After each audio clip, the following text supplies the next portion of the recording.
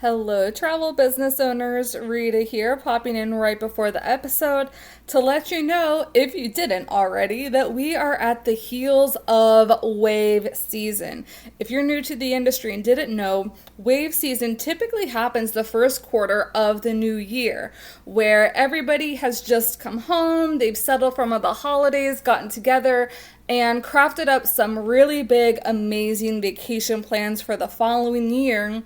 And so, us, primarily as travel sellers, we get an influx of calls of people ready to book spring break, summer, and future trips, all the like, at the beginning of the year. And I know it's October, so why am I telling you about all this? Because now is the time that we need to be preparing our businesses for that influx that is sure to be happening at the first quarter of 2023. And that's why I have created an event called Prep for Wave Week. We had this happening last year, really great feedback on all the different topics that we had and the speakers that we had, and I am bringing it back again this year as an annual event, changing up a couple of things. So if you want to make sure to get on the wait list to sign up, it is a free kind of like online summit to get prepared for wave season of 2023. Make sure to go into the show notes to register or head over to travelbiztraining.com to get your registration all set up. It is a completely free event. And like last year, I will have a study hall pass upgrade. I haven't decided everything that it's going to include, but if you are wanting small group sessions where we can talk through and process some of the learnings of each day, that is what study hall session is for. If you want to bounce off ideas, if you want live co-working hours, you can use the time as you like for study hall. So prep for wave week. Save the date for the week of November 7th to have some trainings up and available to you to set up your wave season way before all the holidays come so that you are ready to go in January. Okay, now let's get into today's episode. Welcome to the Strategic Travel Entrepreneur. My name is Rita Perez. Hello. I've been a travel advisor for over 10 years and am navigating this winding road of entrepreneurship with you. I created this podcast because I wanted to share all the things I've learned from leaders both in and out of our industry that I really wish I would have known way back then. But alas, the important thing is I'm aware of them now, and I want you to be too. Ready for this week's show? Let's jump in. All right, everyone. Hello and welcome to another episode of the podcast. Extremely excited for today's conversation a little bit because I feel like we're going to go down a rabbit hole of different things, both as enriching topics that we need to know and really hone in on as business owners in travel businesses, regardless if you're a travel seller, travel coach, if you're on the supplier and tourism side as well. And then also kind of pointing in some of the different trends that we've noticed that have changed the way people look and feel and desire to experience travel since everything that's happened in the past couple of years. So without further ado, I would like to welcome our special guest, Claire. Thank you so much for being here, Claire. Thank you for having me. I'm so excited to be here with you. Yes. So please tell us a little bit about yourself and your background and how you kind of fell into travel. Yeah, for sure. So I was born and raised in Toronto, Canada, which for those of you who don't know is a super multicultural city. So I was fortunate to grow up with a lot of exposure to different cuisines and things like that. And so for me, my love of travel really started from a young age when my family and I would jet off to Florida. So there was a lot of that anticipation factor of waiting at the airport and in a matter of hours being in a cold, snowy Toronto and landing in a palm tree dotted destination. There was a lot of magic in that as a kid. But it wasn't until I was older that I discovered that a career in travel could be possible for me. I think there are a lot of limiting narratives around what a career in travel can look like. And so for me, up until that point, I thought I was going to be a teacher. So I was doing a lot of Yeah, so I was my first real taste of the travel bug as an older as a teenager was in high school. I went on a World War II themed trip through Western Europe with my best friends, and that was my first time overseas, and that was really a special experience because it really just um, was it encapsulated the novelty of travel for me and Mm-hmm. adventure. Um, and then from that experience onward, I took a couple gap years after high school and I traveled through Europe again, this time on a Kentucky tour through the UK and Ireland, followed by Mm-hmm. backpacking in Italy. And so this was really a good experience for me because it was a relatively solo trip. So I had met a lot of new people, a lot of whom were Australians, which led me to move to Australia 6 months later on a one-way ticket. No way. Yeah, and what I thought was going to be several months of staying there ended up being a full year, and it was truly life defining. So yeah, and then I came home and I squeezed in one more trip to Peru before deciding I should probably pursue travel as a career because that's obviously a clear passion of mine. Mm-hmm. And then I went on to college to study tourism and travel services management. Oh my, like full circle moment. So what Yes. exactly do you do in the travel and tourism space right now? Yeah, so my business is called Your Travel Analyst, and I work with businesses. And what we do is I aim to bridge the gap between the logistics of travel and the human experience. So, what that means in practice is I work with businesses in a research and writing capacity on projects like courses and books and training programs, things of that nature. And I really draw a lot of inspiration from other fields like psychology and science and art and history and things like that. So, I've done some really cool projects in the past, and I just love that sort of creative aspect of thinking about how humans are impacted by travel as opposed to just the logistics. Mm, Mhm. I am really, really loving that. And I know in like our initial conversation, we had one of the things that we touched on was our big passion for wellness. And that's Yeah. kind of where I want to start us off at, especially myself. I know I've been mentioning a couple things via my social channels, a couple of health things that have been going on for me. And what wellness looked like in my travel business recently was me blocking off a weekday and I went to Disney World because I live in Orlando.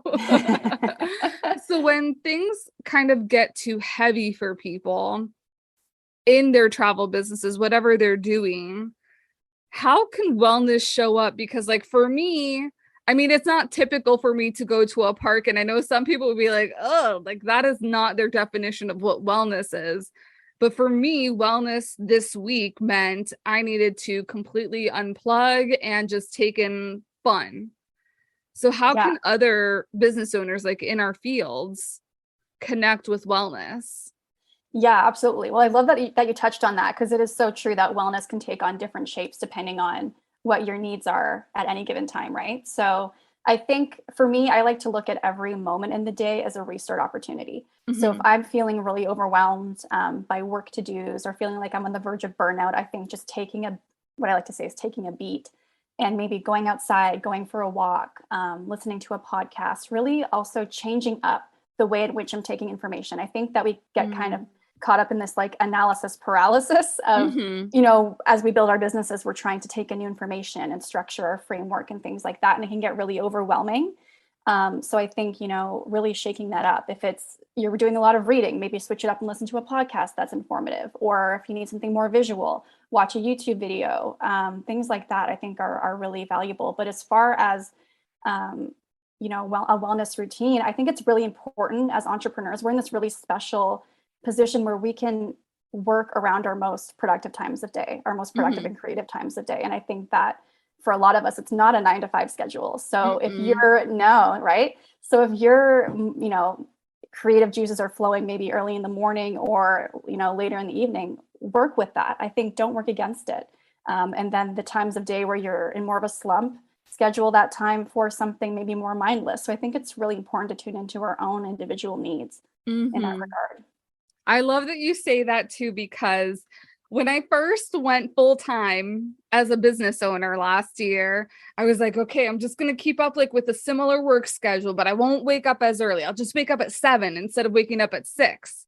Hmm. And I am also somebody that has an autoimmune disease, and I need to make sure that I get enough sleep so that I'm functioning properly. So that 7 a.m. wake up time was not working for me because I was also noticing that I am definitely a night owl. So Mm-hmm. now I kind of let my body tell me like when I'm going to go to sleep, when I'm going to wake up, and then I work within those hours. So I love that you mentioned that.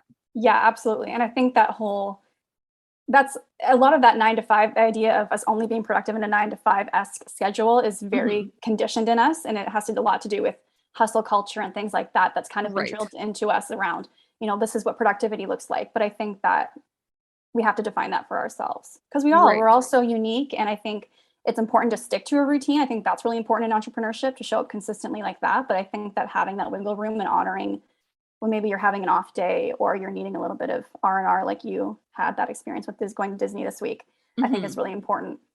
Yes. And even during the day where your energy goes, because I also used to be one of those people, okay, I'm going to take calls all day, every day of the week.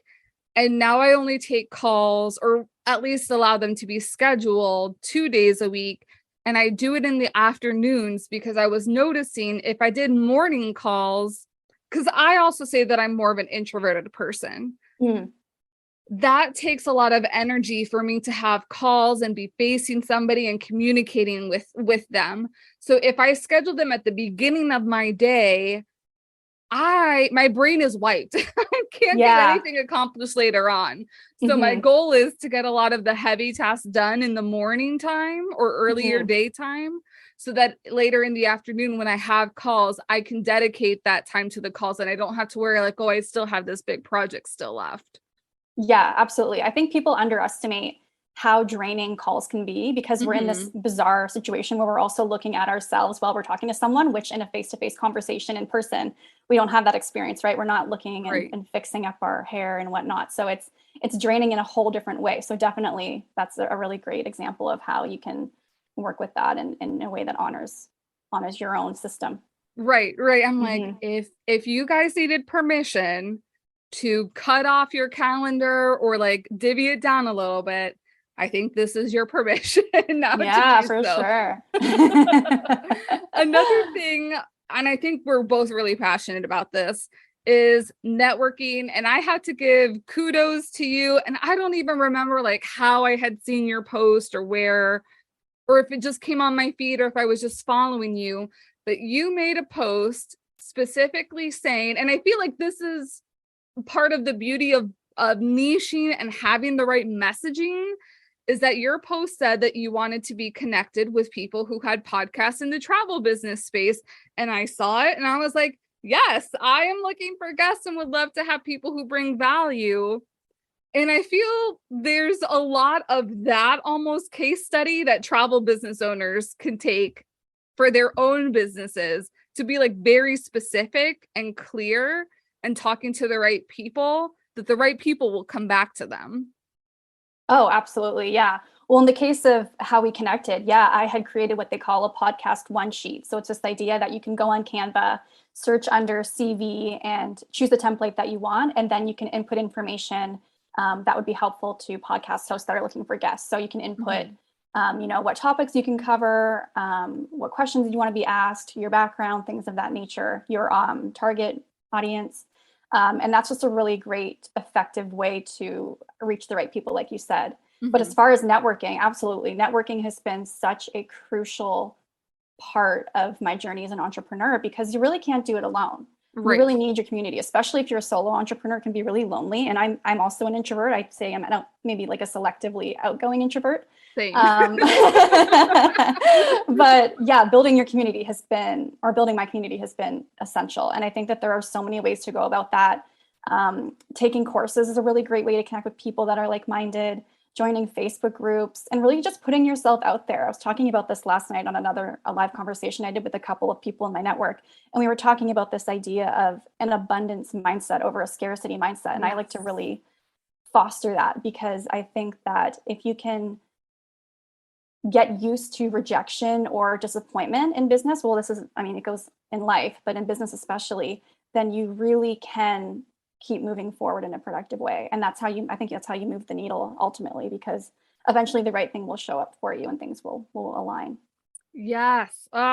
Loving that so much, because I feel like it unknowingly, because I would have never thought about this until like we had talked about it and you brought it up, that how much networking really is a part of our own learning and development for our businesses.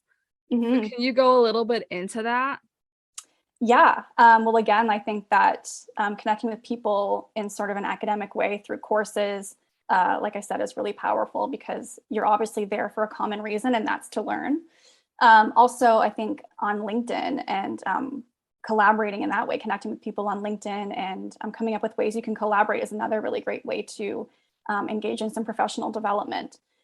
Talking to people who are in, different areas of the industry than you, I think is another great way to learn and branch out, and having enough humility to say, hey, can you help me with this? Or can we talk about this? I want to learn more about this. Really rounding out your own skill set and knowledge is important too. Yeah, there are so many ways to go about it. And I think just being open-minded and curious, ultimately be more interested than interesting, if you will.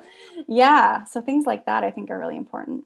Yes. And I also appreciate where you touch on almost being bold in the sense of like claiming what it is and asking for what it is that you'd like to without fear.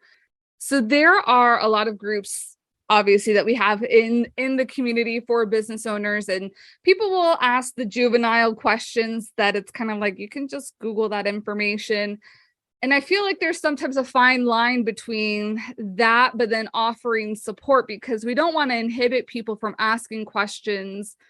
But there's this also like superiority complex that I feel many people have. And it's just like, you either answer someone's question or you don't, or you just move along. This is all really about support. The stronger and better, well-educated that we can be as a travel industry, the more elevated the industry becomes. Absolutely. Yeah, I completely agree. I think, as you kind of touched on, people who come up with kind of snotty remarks in the comment sections of people's questions, I feel like that's just the nature of the internet, right? You're going to get keyboard warriors. But as far as how to effectively start those relationships and plant those seeds, I think, yeah, coming forward with your question. But I think the other thing that's really important is coming forward with how can you offer support to other entrepreneurs? And that's something that I ask people a lot. Is I try not to be extractive. Like I try to say, I'd really love your insight on this, or to pick your brain on this, but also coming forward and saying, how can I best support you? And I've asked that to people before in the entrepreneur space, and they are often like, wow, like no one asks me that, because it's so important that we're there for each other. And, if you're just taking, it's like, we're all trying to, keep the lights on, to be frank, right? Yes. And if we're trying to build this together and really work together. And that's the other thing too that I've talked about recently. I think there's this fear, especially in niche spaces in the industry, of, oh, they're taking my idea, or, oh, you kind of assume people are going to have bad intentions. But I think we need to work more collaboratively, especially in this meaningful, conscious travel space, because we're trying to build this up into something bigger and more impactful and accessible for people. So having more of that a collaborative approach and really trying to, give people the benefit of the doubt and see the good in people, I think is really important. Right. No, I remember when I first left my 9 to 5 last May, and I was doing a butt ton of networking, because that's what you have to do at like the very beginning stages. And so many people, because I talked to a lot of coaches, because that's really more in my niche, in my travel business niche. And always at the end of the conversation, them asking me, how can I support you? And me being like just confused by the question, because I had come from a corporate culture where that wasn't asked, where they frankly did not care about my own development. And I think I was also taken aback, because I was like, how can you, so like, I need you to talk to people about me. Yeah. But I think it becomes easier the more that you're in that space and the more giving that you can be. Because like you said, I do networking calls and I set things up because obviously I want to get some sort of business in the end from this. but I am so much more fascinated getting to know another business owner or another colleague, see what they do, and yeah, find areas of like collaboration. Maybe it is a travel coach and a travel seller coming together with their expertise and maybe creating a trip or giving referrals off to the other person. The person that doesn't sell can support the people that need to be sold to. The person that doesn't want to buy from this person still needs guidance on their trip from the travel coach. So how can we build these relationships in our travel community that are mutually beneficial, but also lift up the industry as a whole? Yeah, I think that's an awesome question. Again, yeah, I think it definitely goes back to collaborations, and I think goes back to finding actionable ways you can support people. So if they are, running a trip, ask if they have an affiliate program. How can you support them with promoting that? Yeah, and just really sort of also fostering those relationships and not coming at it with an obvious intent to get business from it. Right. So really taking the time to think about that person and what are they offering and how can I, work with them and also not be afraid to ask them for help. Another thing I like to do is if I find a link or something that I think would be relevant to that person and what they do in their business, I'll send it and say, hey, thought of you. You might find this interesting. Yes. Things like that are so important. And the other thing is I found there was such a gap in this, the casual co-working space of travel entrepreneurship. I actually created a Facebook group to honor that. I call it a virtual co-working and happy hour group. I love that. Yeah. So we meet every other Thursday at 2 p.m. Eastern. And it's been a really great experience because it's not so much, the purpose of it is not so much to do direct networking and to promote our business. In fact, I don't really encourage people to promote their business directly, but it's more about getting to the humanness of just getting to know the people and working with people as if you're sitting in an office or it's like you're, by the water cooler. Like it's sort of like that in a virtual capacity because people just need to get to know each other first and really build that trust and that emotional bond in order to feel like they can work together. So that's kind of a good way to open that up. Yes. I really love that. And I think that's the type of the support that we need, especially since we are in this virtual workspace.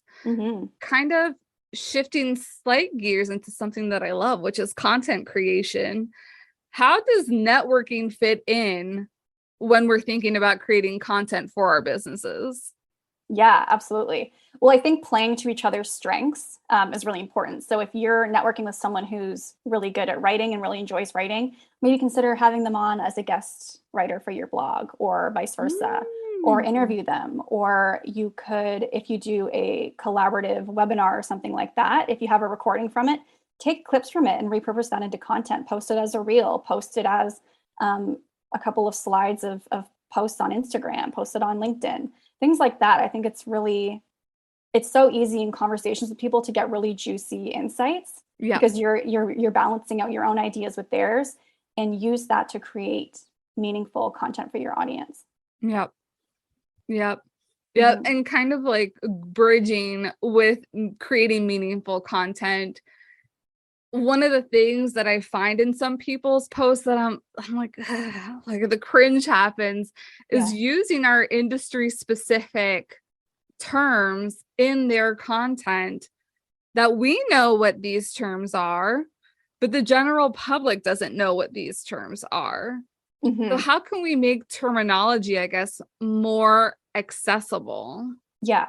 I think as travel business owners, it's really important for us to do regular audits of what kind of copy we're using and what kind of language we're using, and looking at that in relation to who we're serving. So if we're using language like meaningful or conscious or impactful or transformational, does that language resonate with your audience? Who are you serving? Because a lot of these terms can be really abstract.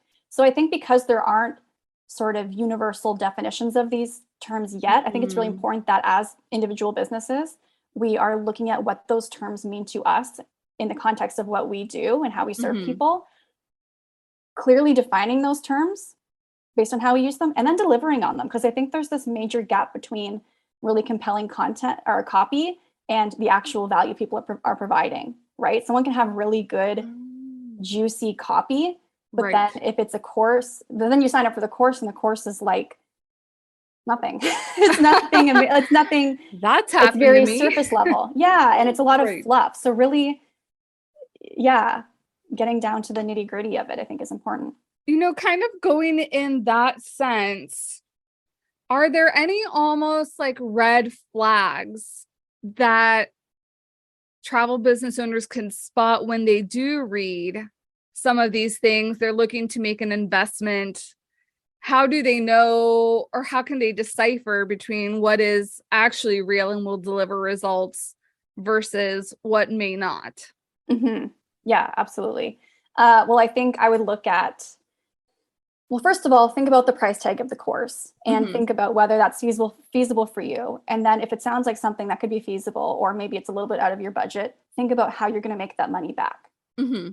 That's the first thing I would say. The next thing I would say is, look at testimonials, but I think sometimes testimonials can be cherry picked, obviously, for only the Right. best ones. So if you happen to know someone who's taken the course, or there's a way for you to get into a group where people have taken it, reach out to someone and say, hey, I really like your feedback on this course. I've had that so many times. I've had people look at my LinkedIn and say, oh, I saw you took this course. I'd love to know what your thoughts were on it. And I'm happy to provide an honest review for them. Because I think, again, we're investing our time and money in these professional development tools. And it's really important that they are going to be beneficial for us.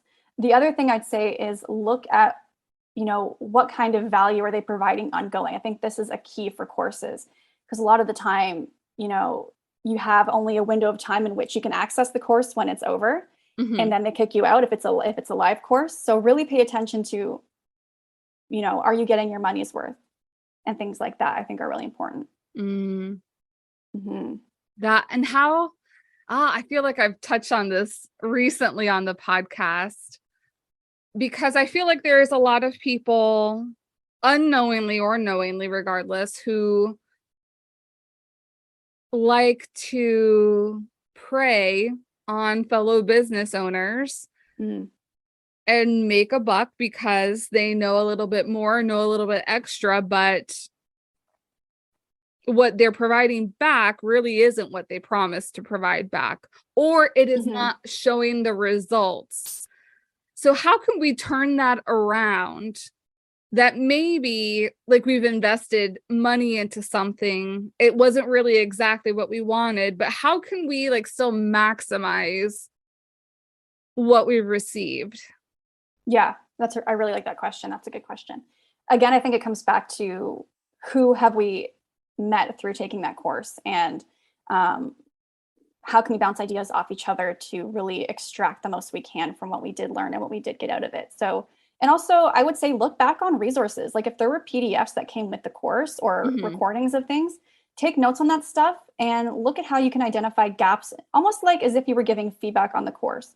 So look at gaps and things maybe that you agree or disagree with, and then how can you turn that into content and ideas and inspiration for your own business and products and services. Okay. Mm-hmm. Perfect. Yeah, because I myself have been duped before Yeah. and invest in things. I think there's a lot, my kind of mindset and kind of cracking open how I decipher what I am going to invest in is what really are my goals, Mm-hmm. and what do I need to get done right now. So top of my list is clients, that I need clients and I need Yeah. consistent income. Mm-hmm. So if something comes to frame and it's starting to woo me, if it is not going to show me how to get more clients, and if it's not going to show me how to get consistent income, then it's an automatic no. I can't, Mm-hmm. those are where I feel my own personal weaknesses are. Yeah. And really money and the investments that I make, it's not just money, it's the time investment too. Yeah. Because Absolutely. me taking time on something that's not going to get me to my goals is taking time away from an income producing activity. I remember yesterday, I was like, okay, we got to focus on income producing activities. What can we do to make money in business? And it got taken away with, I was slightly disappointed because I was back to back booking different cruises for clients. Yeah. I was disappointed because there were other things I wanted to do, but I had to step back and be like, Rita, you just made income. Yeah. Like, you cannot be disappointed because you made income. It just didn't come from the way that you were thinking. Yeah.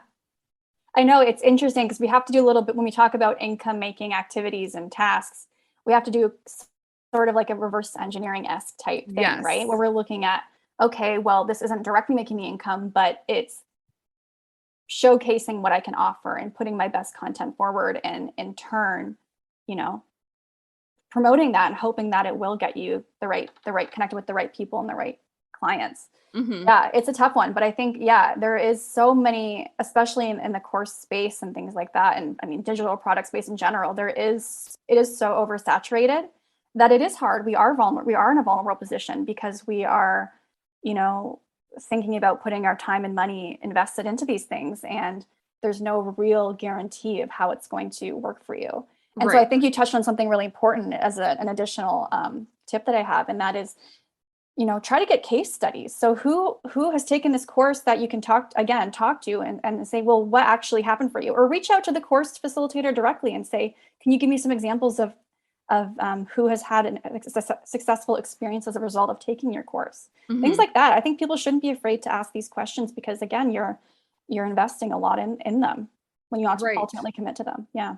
Right. And sometimes the investment is to get in the room where potential clients or referral partners may be at. Yeah. Because I invested in a course, it was either 2020 or 2021. I can't remember when, on a certain marketing subject. I don't want to get too much into detail of what it was. I haven't taken too much action myself to do that thing. But different opportunities have come up because of the networking that was presented just by being in the room and paying to be part of a certain membership that is in the marketing world. Yeah. That I would never have had access to and still wouldn't have access to. I continue really paying for it, not so much the education, but for the relationships. Absolutely. That makes total sense. Yeah. Because again, relationships are incredibly valuable, and that's how you really move forward. Right. Yeah. And that's why I think, me personally, it's so important for my marketing matrix to include both in-person and relationship opportunities and content making opportunities, because that's what works for me.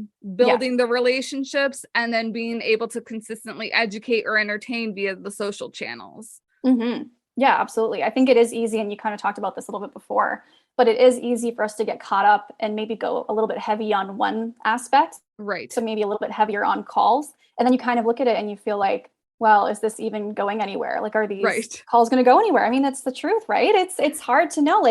Well, I was just talking to a friend yesterday and she said, oh, it sounds like you're busy. I said, well, hopefully it comes, something good comes of it, right? Because I do think it is so easy to be burned out as an entrepreneur, and really trying to find ways to keep that at bay is so important, because they say burnout happens as a result of your output not being equal with the reward. So in this case, with entrepreneurship and inconsistent income, it's money often, right? We're on this hamster wheel of outputting content, making relationships, things like that. And if we're not we're not reaping any benefits that we perceive from it, it can be really tough.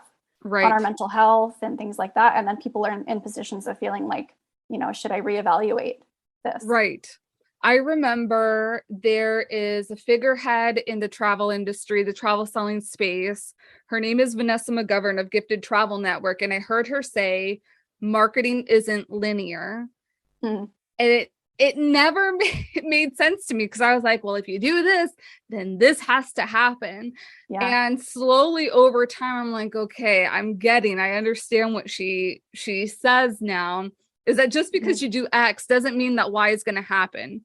It doesn't mean that Y won't happen, but Y may take a little longer to happen.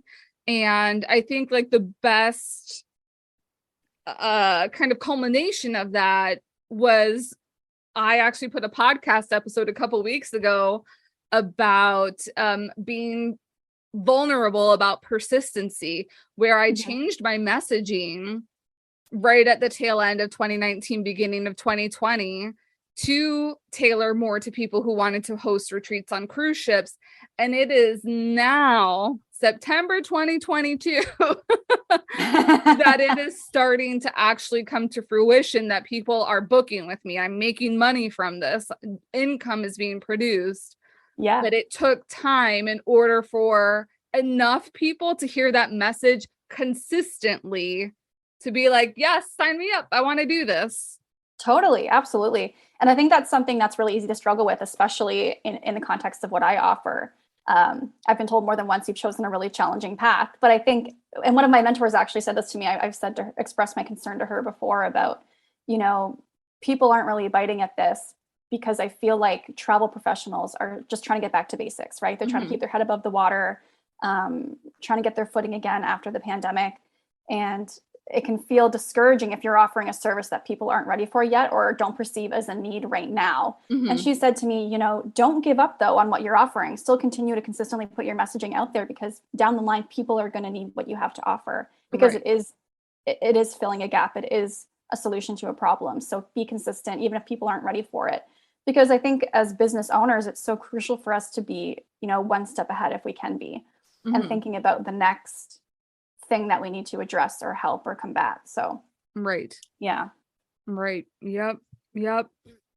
Kind of going into that too is how I feel certain topics, especially in the travel realm, have to be slightly adjusted, just because, one, relationships with travel kind of changed through time, and then also the pandemic changed us as business owners, but the pandemic also changed our potential clients and our client pool.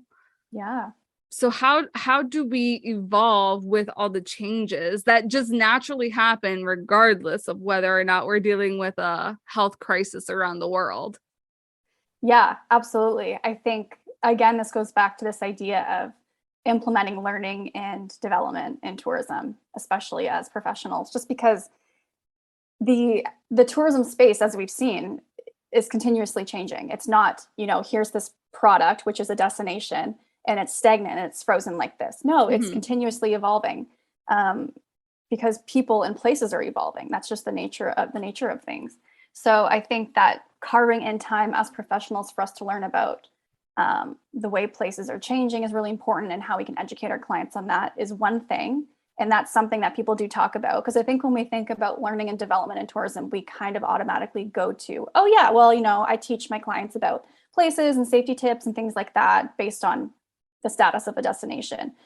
But I think that's only one half of the equation. I think that we also have to pull laterally from other industries like psychology and art and history, and really look at how humans are impacted by moments and experiences. How do people remember things? I think if we really understand the how and why of our travels, it can really make the what of our travels that much richer.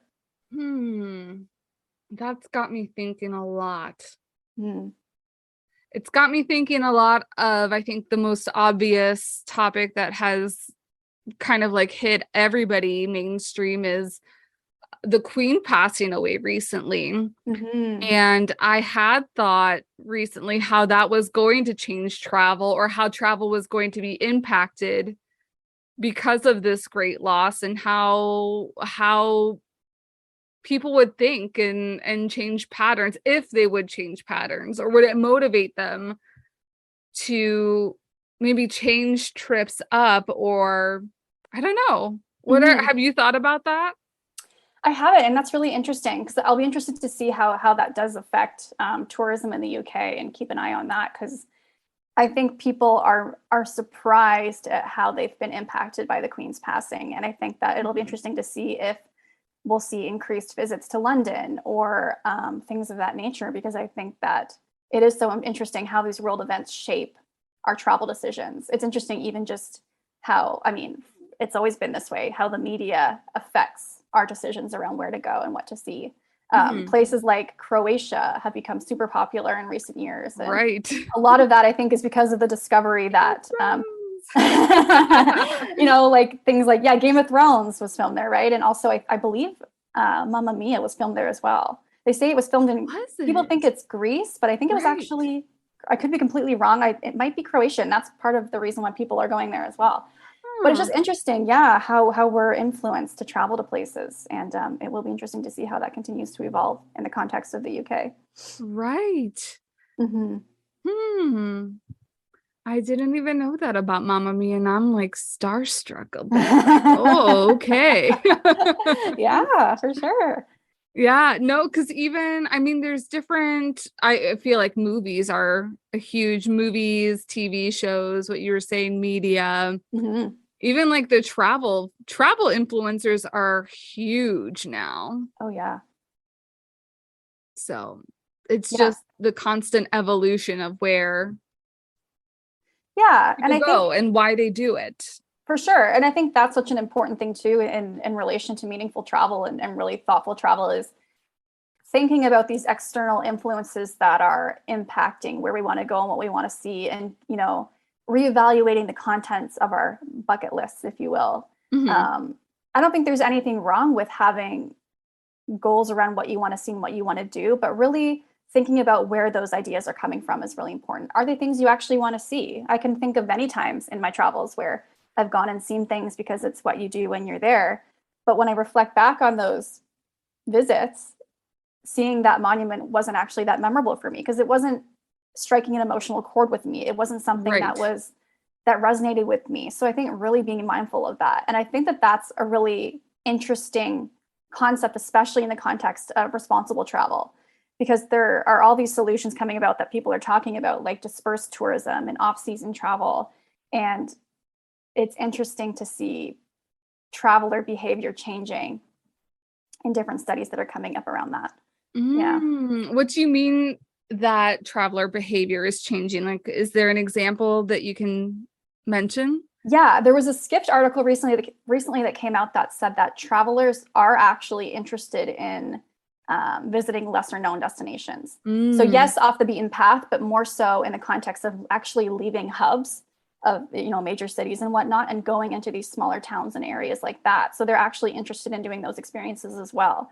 And I think that's a really good thing because it's going to help disperse the benefits of tourism more evenly throughout destinations. So that's a right. really big bonus. And the other thing that's coming up a lot, like I said, is this idea of off-season travel. And there was actually a headline I read the other day about Bermuda taking this by storm. So they recently released a campaign trying to promote travel in their winter months Okay. because they're most popular. Most often, they're visited in summer months. Right. So they are really promoting kiteboarding, which is, I guess, a sport there. And not only that, but they have featured female kiteboarders in their campaign. And females are often underrepresented in advertising in their campaigns. Huh. So that was a really interesting headline. So all these different things to really think about how we can creatively promote places in different ways and talk about them, I think is super interesting and exciting to see. Interesting. I think this is like a exciting challenge too. Yeah, it is. In you may have promoted a destination a certain way to certain people, but how can Mhm. you change that up? And I think of Yeah. like there lots of traditional things, like even me going to Disney. I don't have any kids and I went by myself. That's a Yeah. completely because I kept thinking, I'm like, this is great. I just do whatever I want, whenever I want, but that's going to be totally different for parents that are bringing Yeah. their children. It's going to be totally different for a single parent bringing a child. Hmm. It's going to be totally different for a multi-gen family. Yeah, absolutely. And I think that kind of goes back to our topic around how does your relationship with travel change over time, right? Because Mm-hmm. as you move through different phases in life and are affected by different life circumstances and have different conversations and different relationships, it affects and changes and shapes the way we want to travel and perceive travel and Mm-hmm. do things. Yeah, exactly. If you went to Disney World at 6 years old and then Right. again at 15 and then again at 30, no two experiences are going to be the same. Super Mm-mm. interesting.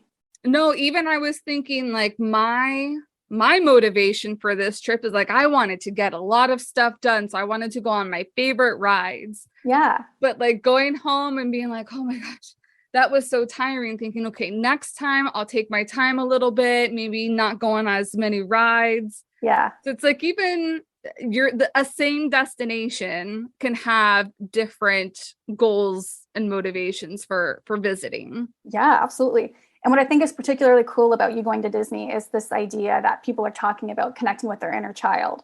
And I think that is I really think that's a relatively untapped thing we should consider in tourism, especially in things like the retreat space. I think people aren't talking about that enough in the context of travel. And this is what I mean, wherein Your Travel Analyst, we try to bring other things that are going on in the world and other industries into travel, because travel has existed in a silo for so long that if we can bring these other concepts influenced by fashion or science and things like that, it makes travel that much more interesting. Because travel can be so, I mean, the way we talk about travel is so, there's a lot of sameness to it. So I think to bring this excitement through other industries makes it so dynamic. Right. And the kind of like thing that I was thinking about is I feel like because it's talked about so similarly, it's almost like boring now. Yes. Like certain things about it can be boring. And I think like that's one of the big things for me. Like one of my big values is fun, that business can be fun, that travel can be fun.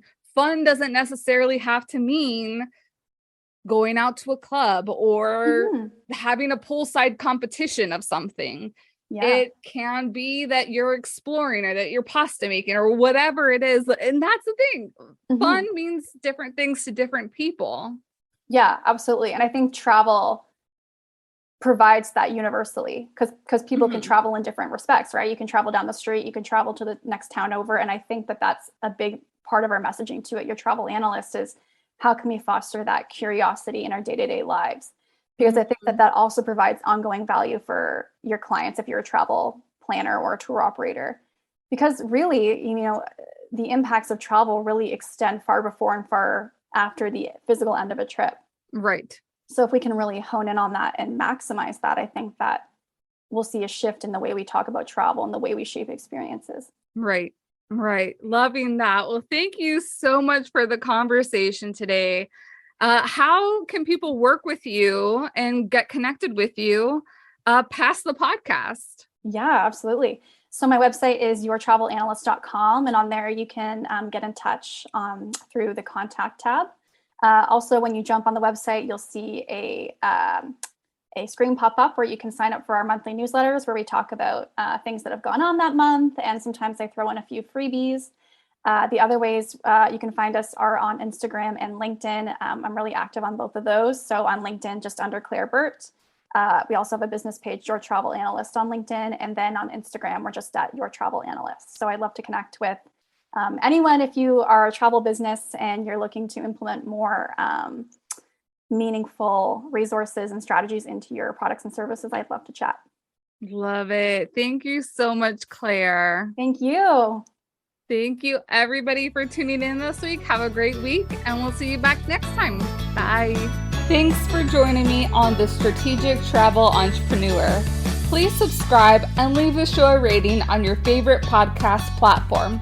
Oh, and don't forget to take a look at the show notes for important information and links. See you next week.